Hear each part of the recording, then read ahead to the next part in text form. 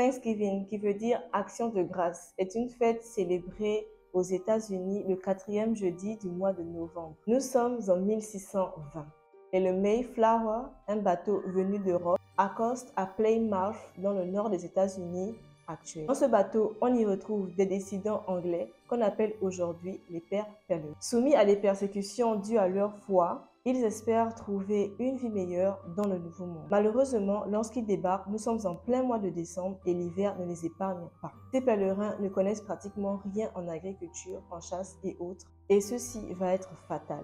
Au printemps 1621, plus de la moitié d'entre eux mourent.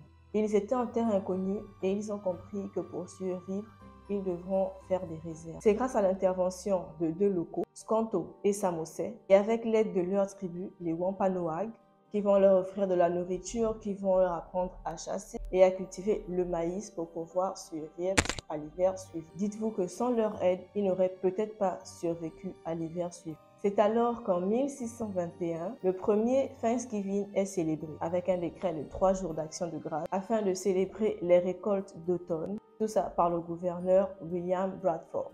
Ils invitèrent aussi le chef des Wampanoag et 91 de ses hommes à venir partager leur repas en guise de remerciement. C'est alors qu'un an après leur arrivée en terre inconnue que Thanksgiving est devenue la fête d'action de grâce que l'on connaît aujourd'hui. Et si je vous disais que cette version est en réalité la version du colon et que la réalité en est tout autre? Thanksgiving serait en réalité la fête d'un massacre passé sous silence depuis des siècles. Après l'installation des colons dans le Nouveau Monde et plusieurs allers-retours de leur part, vous vous doutez bien, leur nombre ne cessèrent d'augmenter. Et d'une centaine de colons, ils finissent par en devenir des milliers, menant avec eux des maladies comme la peste, la variole, la rougeole et autres. Plus ils étaient en contact avec les natifs américains, plus ils les contaminaient. Il est important de souligner que ce sont des maladies que les Amérindiens ne supportaient pas du tout parce que ce sont des maladies qu'ils n'avaient jamais côtoyées. Et en 4 ans seulement, les Amérindiens ont perdu 75 à 90% de leur population. C'est énorme.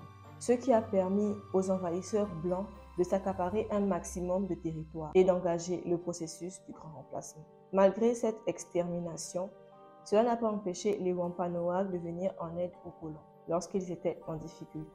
Leur humanisme sera-t-il fatal? D'autres autochtones, les Pécos, voyant que les colons étaient en train de les décimer, ils décidèrent de rentrer en guerre contre les envahisseurs. Ils venaient de perdre la moitié de leur tribu de la variole amenée par les colons. Cette fois, c'était trop. Ils se sentaient au pied du mur et ne voyaient aucune autre solution.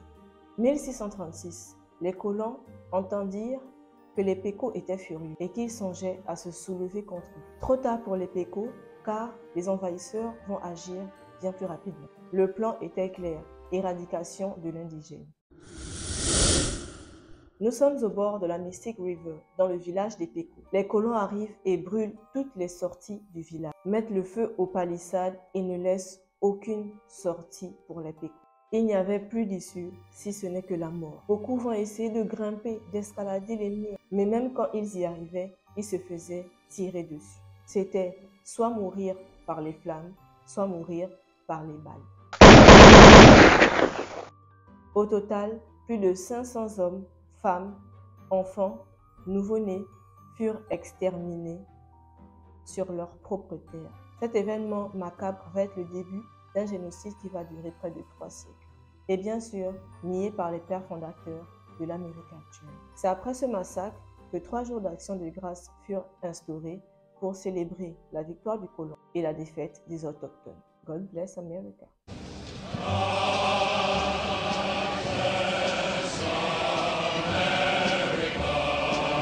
Aujourd'hui, cette fête est une célébration de valeurs humaines entre personnes de diverses horizons.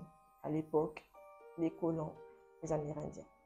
Pour les Amérindiens, Thanksgiving est un jour de deuil en mémoire du génocide.